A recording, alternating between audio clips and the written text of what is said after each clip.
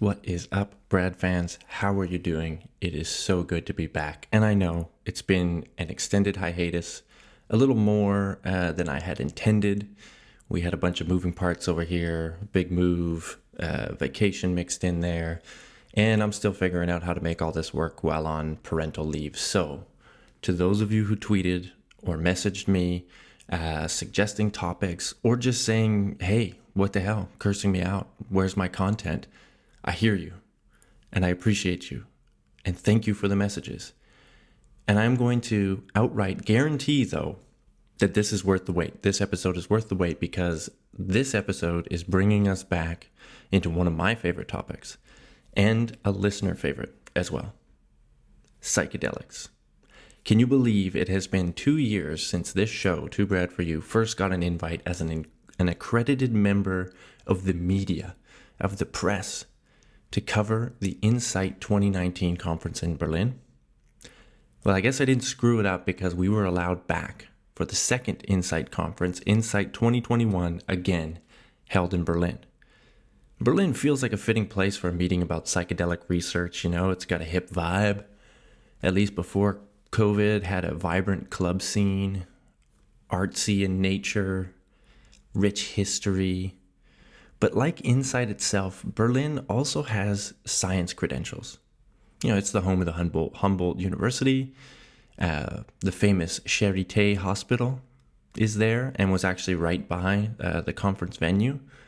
And, you know, this was one of the things that attracted me to the Insight conference and the foundation that puts it on, the Mind Foundation, is that they really are about science. Science first, let's say. And don't get me wrong, there's plenty of tie-dye at the meeting too, and they do make a point to bring together, you know, artists and other people, speakers that you might not think of as hard science, you know, so philosophers, sociologists, people that are studying sort of culture and history, these kind of things. But they mix these people in with the biologists, the therapists, the neuroscience, the psychologists. And this meeting, you know, and the people that I've met at Mind that work for Mind and that are just attending the meeting as well, you know, they tend not to shy away from these slippery topics that sometimes dominate meetings that are dedicated to altered states. So some of the metaphysical stuff, some of the philosophical stuff. But at Insight and with Mind, they always ground it in research and what we actually know and what we can actually prove. And first and first, mostly, they are really dedicated to helping people who are suffering. So it's about harm reduction and promoting a realistic, data-driven discussion on the benefits of these substances to society, but also the risks and where we need to maybe slow our roll a little bit. So I always appreciated the folks at Mind and the Insight Conference, because it's one of the few that I've seen that really, you know, takes a scientific approach and is really all about, you know, data wherever it can be. But they acknowledge where they don't know, where the data can't show them the actual answer, and they like to have the discussions about, you know, the subjective stuff, the sort of some of the more psychological stuff, or like I said, even metaphysical or cultural things that you can't really put a number on, you know. And so I just love going to this meeting, and I tip my hat to them for creating this space where all of these different people come together. And I just want to give a shout out to the people at Mind and the co-founders of Mind, Henrik and Andrea Jungeböhle, because they've just always treated me very kindly, and, you know, they've supported the show in the sense that they let me come as a member of the press, and they give me their time in interviews and stuff. So I just wanted to say thank you to the Mind Foundation for that, for having us there once again. I very, very much enjoyed the meeting. And going into the conference this time around, I was thinking less so about the clinical uses of psychedelics. I had covered those in the first episode I did about Insight 2019, and also more in depth in the episode I did for the Undark Magazine podcast. I'll link to both of those in the show notes. You can check them out if that's where your interest lies. But in this episode, I'm thinking about psychedelics more broadly. You know, you hear a lot of grandiose claims about a psychedelic society and how it would be so beneficial if more people did these things, if we had unfettered access and all this stuff. And I gotta say, by far, the clinical work is still the most important work being done right now. And it has the biggest chance to impact the world positively, you know? And in many ways, it's probably the linchpin in determining the broader integration of psychedelics into society. If the trials continue to show benefit and medical use gains approval, then substances like MDMA and psilocybin might take a path similar to the one marijuana did, where first it was medically approved and then became legal. The problem I have, and a lot of others have, when thinking about the broader use and access to these drugs is, like I said, the hype, the sort of grandiose claims that get made about, you know, psychedelics could solve the climate crisis. You can just Google psychedelics and climate crisis and you'll find tons of articles out there talking about how psychedelics will solve the climate crisis or political polarization or, you know, on and on and on. How many times have I heard, if Donald Trump only took mushrooms, then he wouldn't be such an asshole and there wouldn't be political polarization, or we wouldn't have these populist leaders, all of this kind of stuff, you know. Society would be more tuned with nature, all of this kind of stuff. And this led me to search out talks when I was coming to Insight this year, and speakers at the conference who could talk about psychedelics and sort of what they are and what they aren't, so that we can maybe find a way to cut through some of the hype and understand better what we might expect and what, I guess, and more importantly, what we shouldn't expect from this new wave of psychedelic interest and research. And this took me on a journey through the conference program, first looking at the biology behind the effects of psychedelics. What do we know about how these substances alter brain function and perception? And what does that tell us about how we might use these substances for therapy or even for well-being and beyond? Do therapists themselves working with patients see a pathway for broader use? I also attempted to find out if the data actually exists to support some of these claims about, you know, general benefit to the population. Can psychedelics improve public health in general, is one of the talks that I attended. And thankfully, I also stumbled upon another area connected to all of this.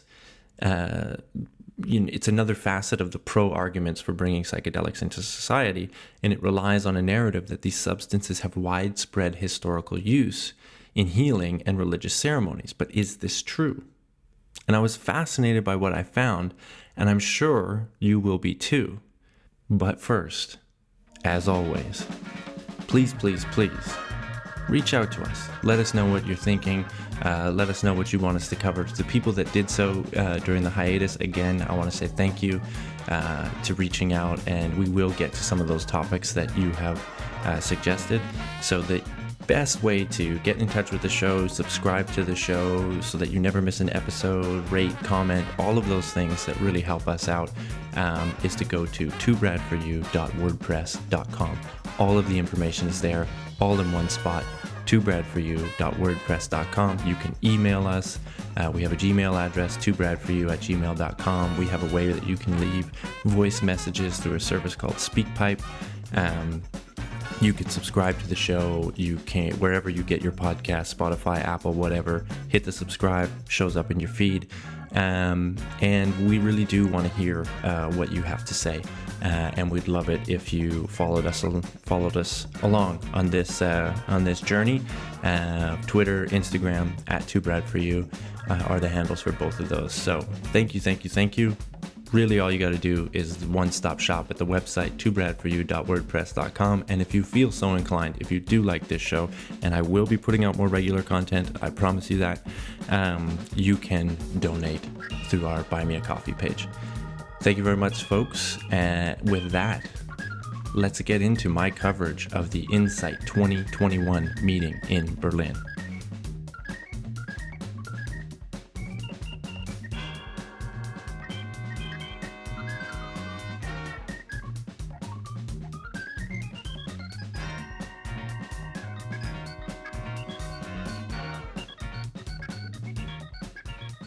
So let's start with the biology.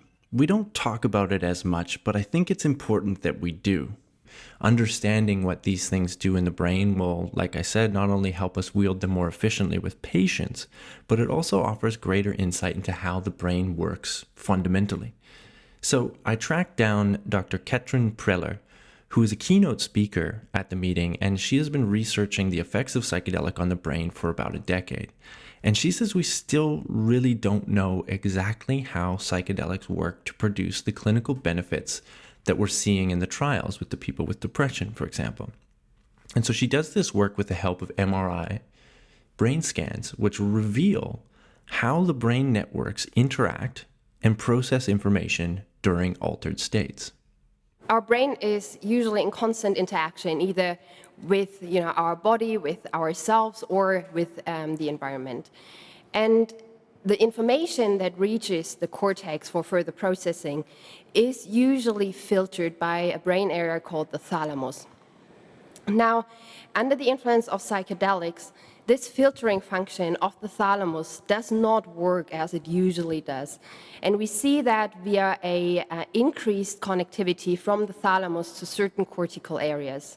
And specifically, we've seen that the thalamus is more strongly connected, especially to the sensory brain regions, the regions that process the input we get from the environment and from within ourselves. So this, first of all, kind of explains why we have this increased sense of, light, for example, or changes in our visual perception, in our auditory perception, and so on. Now, once this information has reached the cortex, it needs further processing. It needs to be integrated into a coherent picture. It needs to be connected to memories. It needs to be connected to planning about the future. So in the cortex, we have seen that the sensory brain regions, which are most strongly connected to the thalamus, are also more strongly connected with each other. So again, heightened sensory processing. But this heightened sensory processing is not counterbalanced by integrative capacities. So that means that our association brain regions, though the brain regions that bring all this information together, they are loosely connected with each other, meaning that the way we integrate the sensory information is different in the psychedelic state. So, in an altered state, the brain's sensory input filter is more connected to regions that process sensory input and less connected to regions that make sense of all of this incoming data. And as Dr. Preller explained to me, this new arrangement of sorts changes the way our brains would normally bring together and process information. The way it's bringing together this information is different, and that kind of explains some of the phenomena, so this altered perception of ourselves or these visual alterations, but it also might explain some of the clinical effects. For example, a lot of patients report that psychedelics help them to take a step back, to look at themselves in a new way, to look at their problems in a new way, to find new solutions to their problems. So basically to break out of rigid thinking patterns that have been limiting their actions for the course of their disease. And that makes sense, because if we are bringing information together in a different way and connecting information differently, it kind of explains why you can break free from these rigid thinking patterns and look at yourself in a new way and maybe find new solutions to all problems. This made sense to me. We have usual patterns of thinking or pathways of signal transmission, and psychedelics scramble those pathways. But Dr. Preller explained that it's not simply that incoming signals are getting shipped off along different routes to different regions, but it's more about connectivity. How are the brain regions connecting these incoming bits of data? I think it's really more about how we connect information. The way we bring information together has an impact on how we learn from past experiences and how we plan our actions next. And I think this, different way we connect information might really help to break free from these rigid thoughts that a lot of patients are suffering from. While this is an enticing clue not only to how these drugs produce altered states, but also why a patient may benefit from them, as is always the case with science, this has really only produced more questions. Are the physical effects, like how receptive the brain is to stimulus or the density of serotonin receptors, the key to all of this? Or are the psychological effects more important? Do you feel more socially connected when under the influence?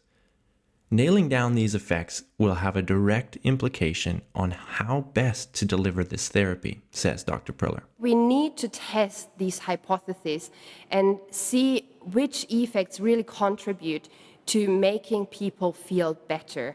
And then, once we know that, we need to leverage this knowledge to make psychedelic-assisted therapy as good as it can be, because all these mechanisms have implications.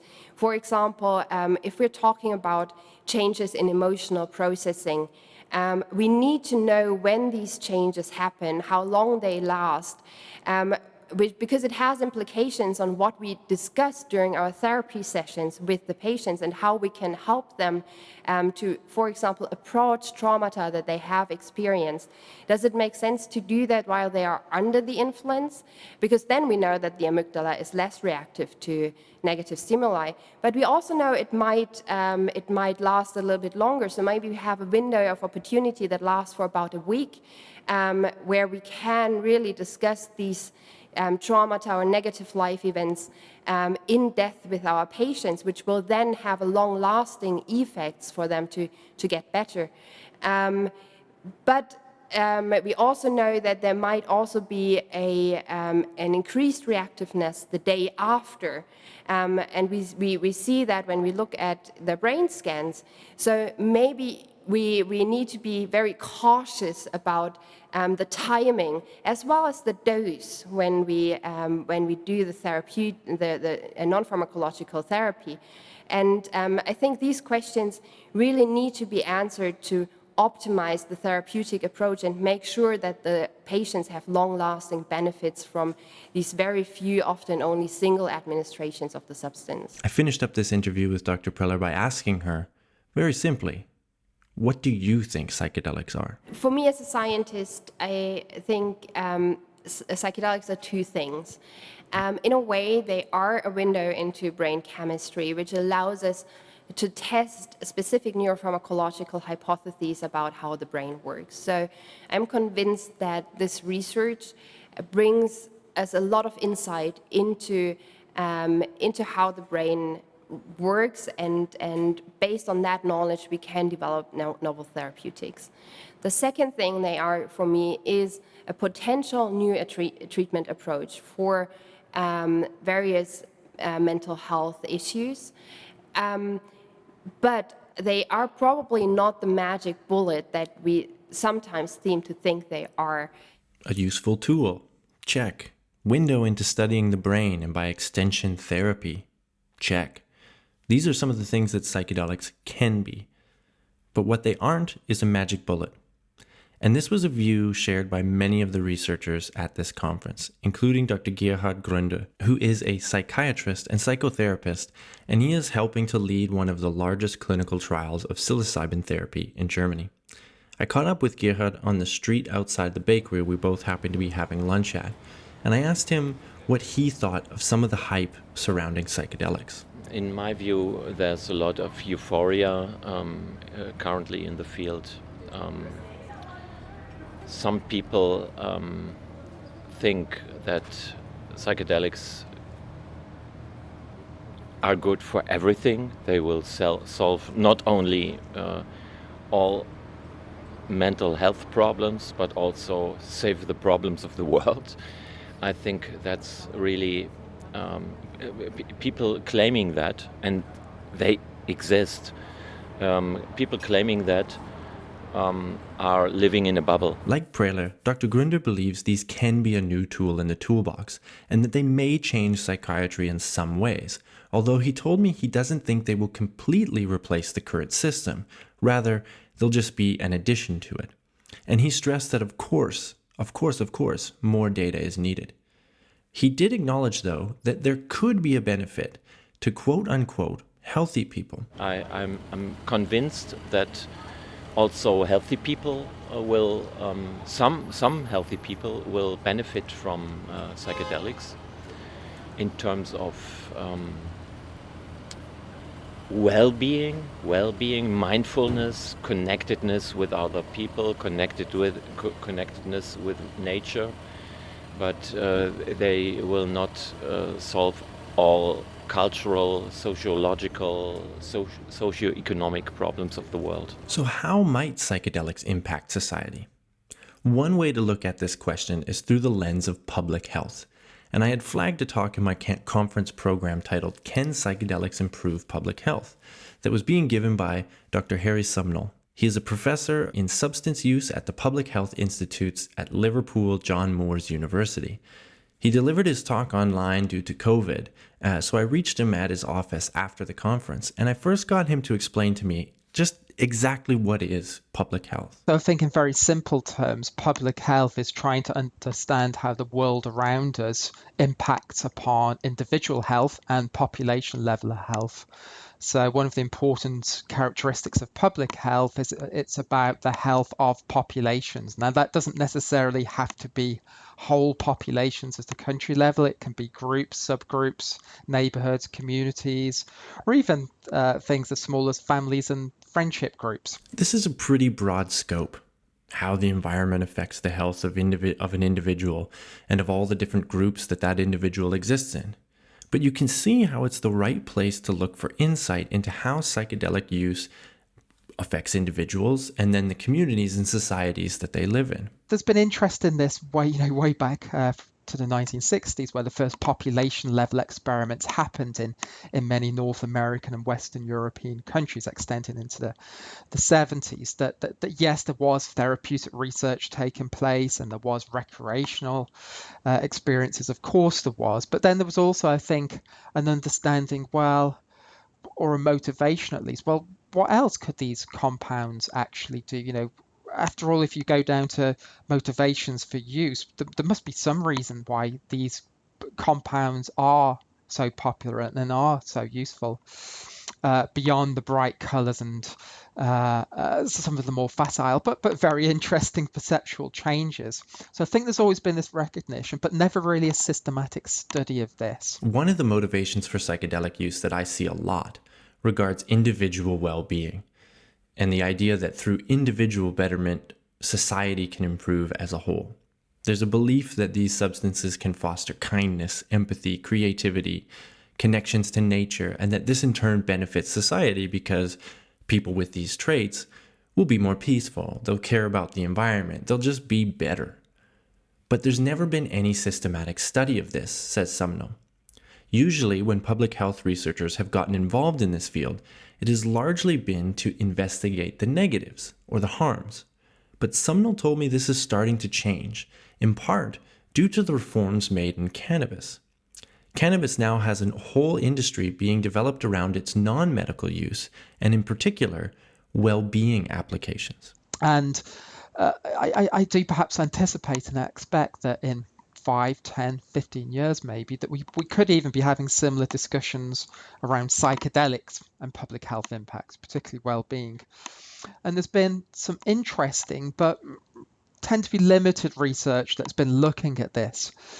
And I think because of the nature of the research and because it's very early days yet, it's kind of focused on more the absence of harm rather than benefits and positive outcomes exclusively. Showing that there is an absence of harm doesn't necessarily imply benefit, though. However, it is still important to know what the risk level is in order to have an honest conversation as to what psychedelics can and can't do, or how they should and shouldn't be used. The level of risk is relatively low and certainly the overall level of harm is a lot lower than many other controlled substances.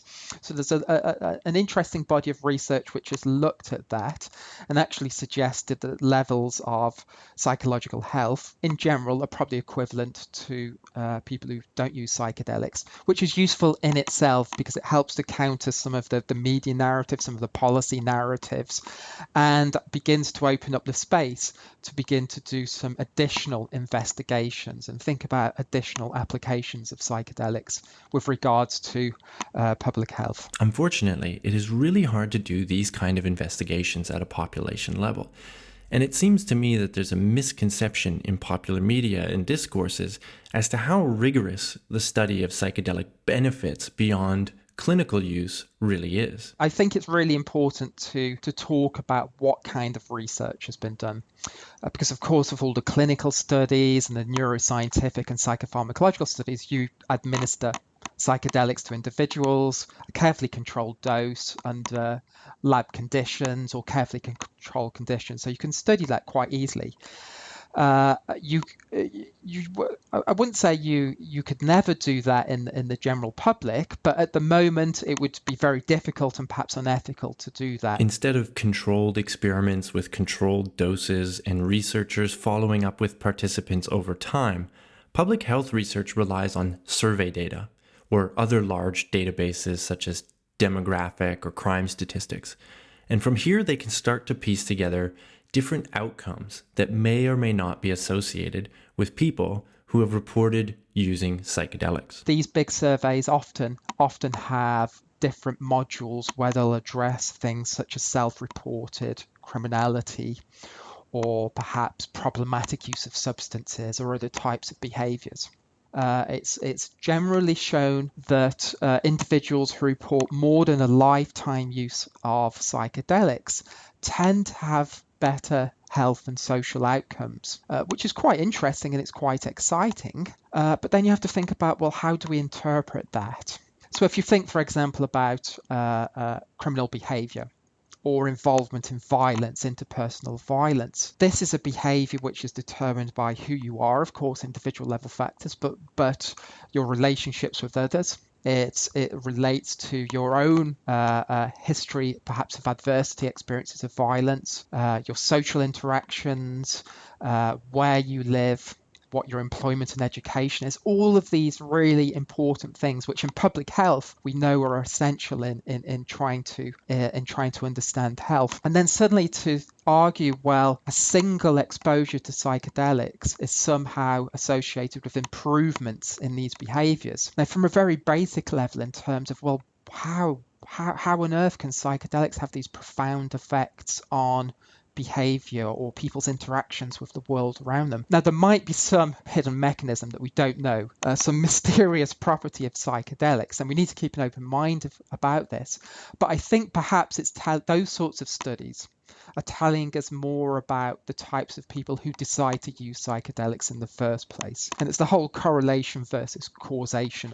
I think many researchers recognize this, but I do think there's a tendency perhaps to overstate some of these benefits based on some of that research. And I think that in part that's being driven by some of the exciting work emerging from the clinic, that somehow we're more likely to believe that psychedelics will have these miraculous properties without asking these big and important questions about scientific methodologies. Dr. Sumnall offered up another example demonstrating how this data can easily be oversimplified. There's a clear relationship between opioid use, illicit opioid use here, and the harms that people are experiencing. But in those people who were also using psychedelics, opioids didn't seem as harmful. That's an oversimplification. Now, that also suggests, well, is it something inherent in the pharmacology or psychopharmacology of psychedelics? Is it something about behavioral patterns or behavioral revelations that psychedelics bring? Or again, is it something about the types of people who are attracted to use psychedelics? They have a different view, a different perspective on substances, which in some as to yet unknown way also impacts on their relationship with other potentially more harmful substances. They're just some illustrative examples to suggest that yes, there's some kind of relationship taking place, but we don't really know what's happening. For Sumnal, and like many others I heard from at this conference, caution is really the theme of the discussion. So I think we need to be very careful there that we're talking about, as I've said several times, very complex behaviors, of which the brain and the individual choice is only one component of that. But even if there was this close relationship, as I've said, how do we then operationalize this? Despite the lack of rigorous public health data, psychedelics are still increasingly getting branded as an overall wellness tool, substances that can enlighten and guide us to a better state as individuals and as a society.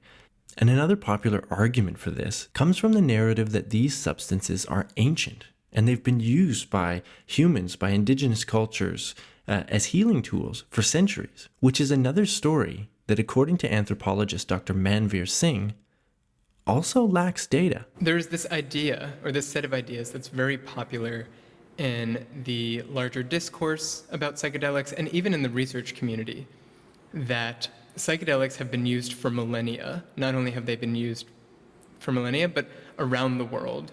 And they have often been used in shamanic contexts for therapeutic healing. Especially, there's this image of a specialist kind of giving psychedelics to a patient, and then the patient undergoing some psychological healing. I sometimes think of this as this ancient worldwide psychedelic shamanism hypothesis. Dr. Singh is a postdoctoral researcher whose work focuses on shamanism, and he has a particular interest in whether an ancient worldwide psychedelic shamanism tradition actually existed. This idea is super popular, but a problem with it is that the people who are endorsing it, who are spreading it, really rarely engage with the anthropological literature. And what that means is they really rarely look at what we actually know about human history, what we know about societies around the world. There's some examples that they really like to latch onto. Oh, in this particular cave, there was a painting of a psychedelic shaman, or if we interpret certain myths in particular ways, that suggests that mushrooms were used pretty widely, but they don't take like a systematic, rigorous examination, a rigorous approach to the data. He next told me a fascinating story about one man's attempt to actually do this systematic analysis and what it was that he found. Maybe the best example of this was a project by this PhD student, Martin Fortier. He's a French PhD student, and so he built this database that he calls HUTHAC, hallucinogenic usage throughout time and cultures, I think, the HUTHAC database. And so he set out to look at more than 1,000 cultures, look at reports that anthropologists have written about these cultures, to look at missionary reports, to look at explorers' diaries, to really get a sense of kind of looking through the eyes of people who engaged with these cultures. Are these people using hallucinogens? How often? And he, for every usage of hallucinogens, would document what hallucinogen was used, in what dose, was it in hallucinogenic doses, what was the context, who was using it, etc. And really critically, how reliable is the evidence? So really reliable evidence is the observer is a trained anthropologist and they're watching people consume psychedelics. Really crappy evidence is they look at a statue that is kind of a misshapen rock and they're like, this is evidence of a sacred mushroom cult. And so he surveys this evidence, and really tragically, he died halfway through the project. He was still a PhD student, but he got cancer. And I met him right after he got sick. I was visiting Paris, and he was telling me about a lot of his work, including this project. So he passed away, but before he passed away, he wrote up some of his preliminary findings online.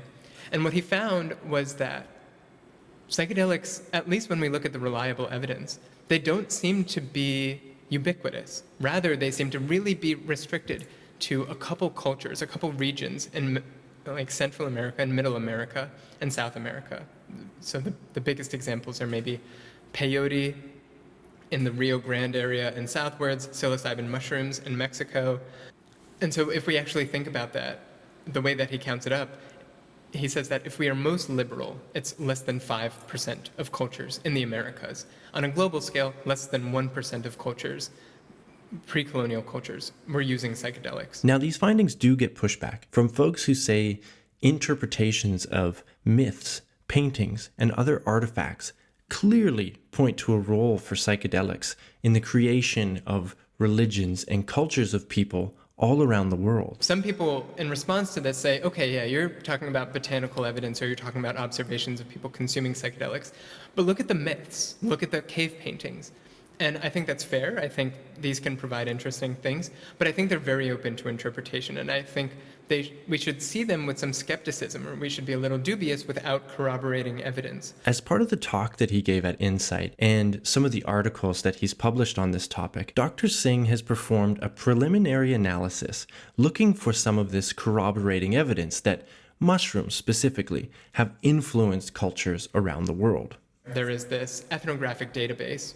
It is, again, like explorers' reports, anthropological observations of hundreds of cultures. And so what they have is 50,000 paragraphs about the mythology of 321 cultures. So there are these claims, oh yeah, the sacred mushroom is widespread in the mythologies of the world. When we look at the 50,000 paragraphs on the mythology of 321 cultures, only 10 paragraphs use the word mushroom. 10 paragraphs in 10 cultures. If we look at peyote, it's 305 paragraphs in 10 cultures. So not only are mushrooms very infrequently discussed, but even within the cultures in which they're discussed, it's quite rare. And this is despite mushrooms being found all over the world. Peyote is found in like a small area in the Rio Grande and slightly southwards. Mushrooms are found on every continent, yet according to this database, feature very little. Granted, this is a preliminary analysis. But it goes to show how we easily accept this narrative without even really looking for evidence, without even really doing the most cursory check as to whether or not it's true. And Singh went on to tell me why he believes this narrative continues to be popular and what some of the actual harms or dangers may be in just blindly accepting it. People are really into this story because for psychedelic enthusiasts, for researchers, it says that this is not some scary substance. This is an ancient substance that is at the core of human religion. Of course we should use it in medicinal contexts. We're not experimenting with some scary thing. We're using a practice, a method of healing that humans have used for millennia. The dangers are about the kinds of stories we tell or the kinds of stories we push about indigenous people. So in one way, if we say that shamanism all over the world involves psychedelics, we're kind of projecting an image onto these other people. I work in Indonesia. I have studied shamanism for quite a few years. There are no psychoactive substances involved, but as soon as I tell someone, they have this very particular image, like, oh, you work in Indonesia with shamans, people are taking psychedelics and it's in this very particular way. No, it's in fact very different. But we kind of make up the story to push our own ideological ends and then essentially dictate what other cultures look like. That's one danger. Another danger, very closely related, is that we take away people's history. So for instance, people love this idea that ayahuasca has been used in the Amazon for millennia. In fact, when we look at the history, ayahuasca seems to have diffused through the Amazon in the last 300 years. Now, this is, of course, a very controversial topic, but I think that the evidence that is growing, that when we actually engage with people's indigenous stories, when we look at things like ayahuasca music and we look at the diffusion of rubber trading, it really suggests that it probably diffused in the last couple hundred years.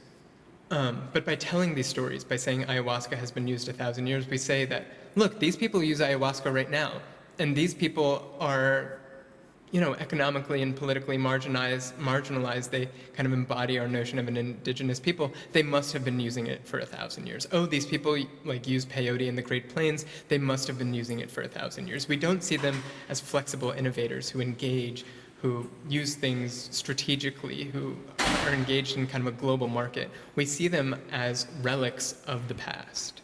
Turns out, psychedelic use may not be as widespread or as ancient as we thought it was. And according to Singh, the stories we're telling ourselves about the ways in which psychedelics were used, are also incorrect, or at the very least, incomplete. People really like to endorse this narrative that shamans have been administering psychedelics for psychological healing for millennia.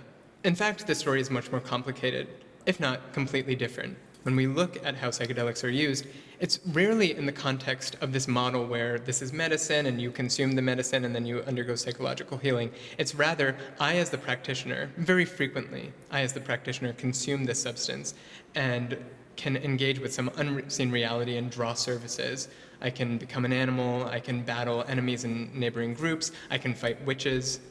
But it's also used for many other purposes. It's used for divination. It's also used for sorcery. So there's this incredible video that Tim Ash and Napoleon Chagnon shot among the Yanomama called Magical Death. It shows shamans snorting DMT and using that for healing. They battle witches, but then using that also to destroy babies in a neighboring group. So they channel the powers of spirits and they use those spirits to kill babies. And I think what's important about this example is that it demonstrates that the ways that people are using psychedelics are much more complicated. In some ways, in some instances, more sinister than we often assume. I don't think that should demonize psychedelics, but I think that should say that people around the world aren't behaving in the ways that our stories want them to behave. They are creative, they're flexible, and they have a variety or a diversity of needs, and they've used psychedelics really flexibly to achieve them. Blindly falling prey to the single narrative, we actually erase the humanity of these people, ignoring the fact that, like every other human, they have a wide range of emotions and motivations for doing the things that they do. In a way, it perpetuates like a noble savage image. It's saying that, yes, they were beautiful healers and they had this really healthy relationship with nature that, we wish we had.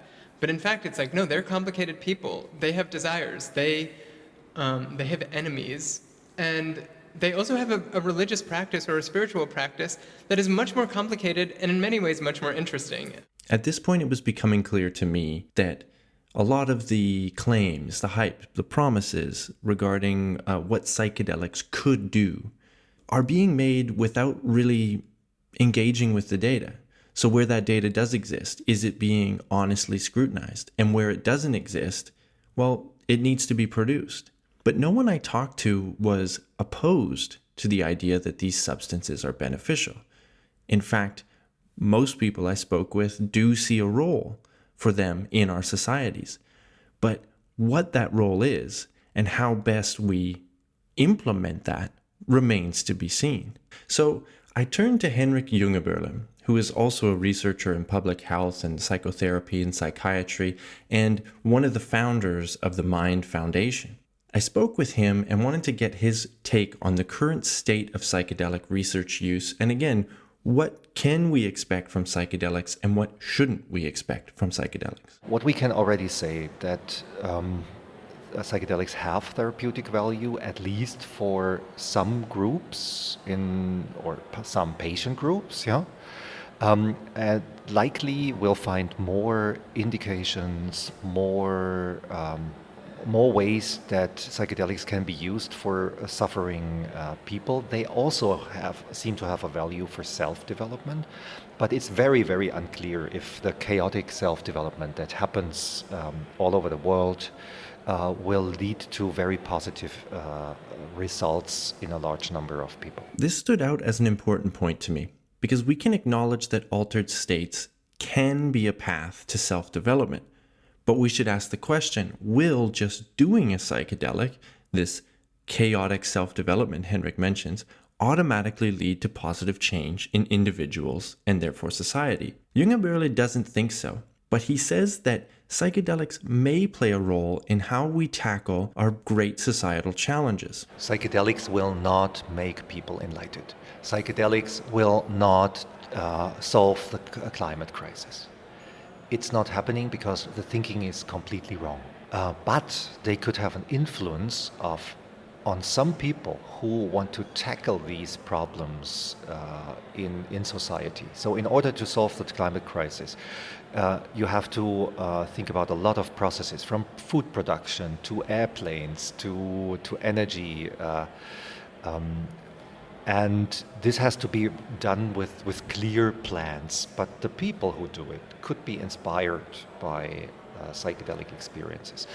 We don't have another argument why psychedelics will not solve the climate crisis and other social issues is that it will take a lot of time to build, I mean, decades, even hundreds of years, to build social contexts in which people can, immerse in such experiences in a good way.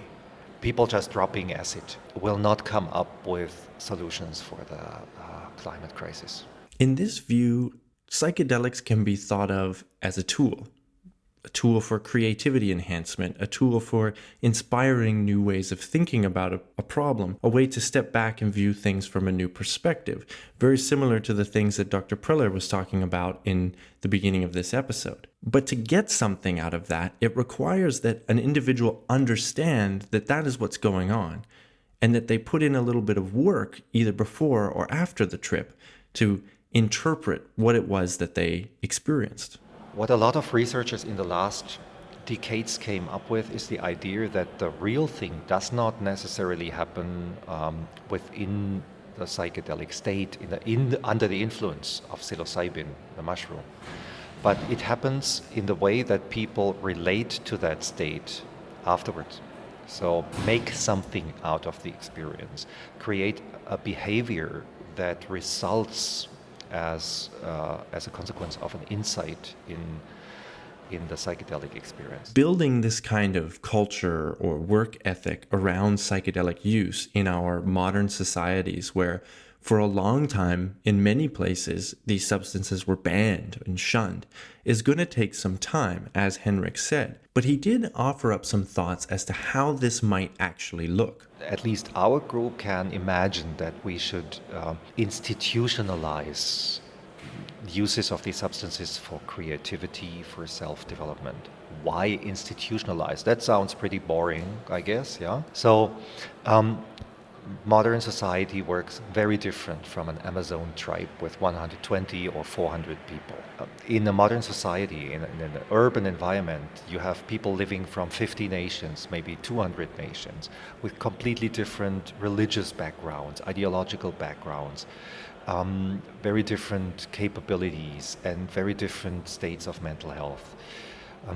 Institutionalize means to build places with responsible people who know what they're doing, who can help people to work through that enormously complex process of a psychedelic experience. As I was getting ready to leave, I asked Henrik about the dangers of going too fast with this movement, and what advice he might have for the research community or media people like myself who are excited about the potential of the current renaissance we're having. Particularly thinking about the popularization of psychedelics right now through books, Michael Pollan and so on.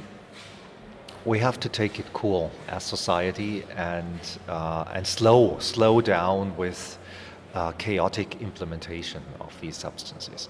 I'm completely against people propagating everybody should use psychedelics on a large scale. I also not only know, but in our own clinics we meet people who definitely got fucked up by can I use that word? Yes, of course. By psychedelics, got into psychotic states, or simply their ambivalence got worse while they tried to solve that ambivalence problem in their life. So what is really needed in psychedelic therapy, but also psychedelic self-development, are responsible, knowledgeable, empathetic others.